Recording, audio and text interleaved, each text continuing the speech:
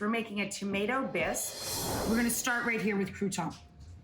So in this pan, I have a combination of olive oil and a dab of butter. You could use all olive oil or whatever oil of your preference, with 2 crushed cloves of garlic. And I'm going to toss some stale bread.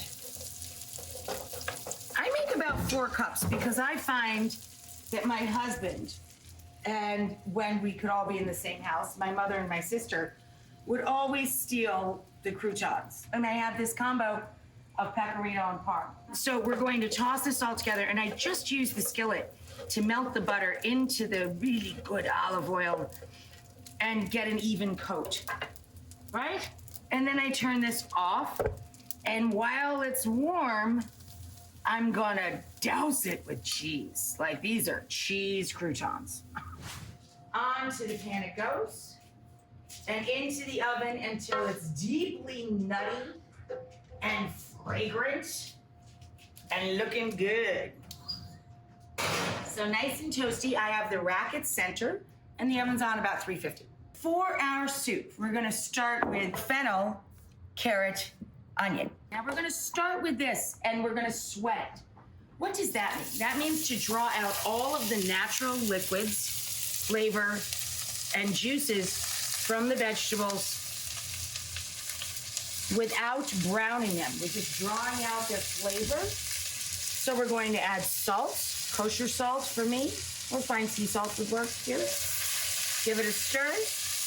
This is over moderate heat with just olive oil. And now we're ready to add, for vegetarian preparation, our Calabrian chili paste, which is surprisingly mild. I think that this tastes milder than this, but my family loves heat. So I use a little more of Calabrian chili paste. I would put a tablespoon in of this. And if you're just using red chili flake, I would use a teaspoon. I'm using 2 ounces of andouille. Andouille is one of John's favorite ingredients. And it is, whoops, well, I'll get you in a second.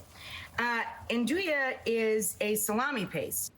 So we melt that in, and that's our heat, and certainly adds to the salt and the depth of flavor and the smoky flavor in our dish as well.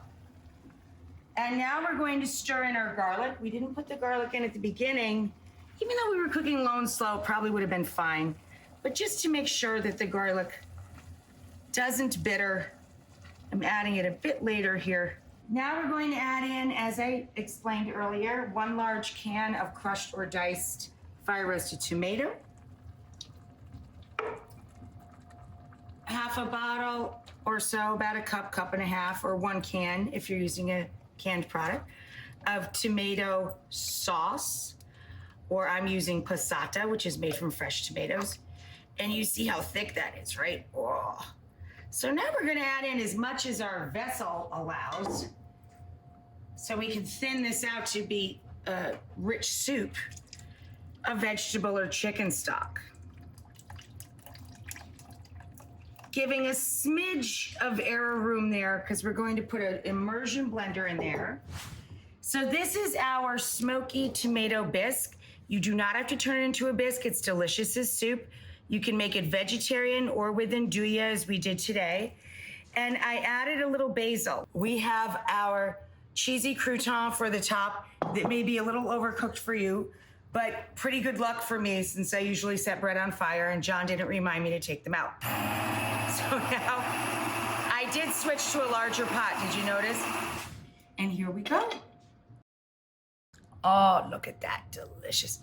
Wow, you can really smell that sweet and smoky combination of the fennel and the fire roasted tomatoes.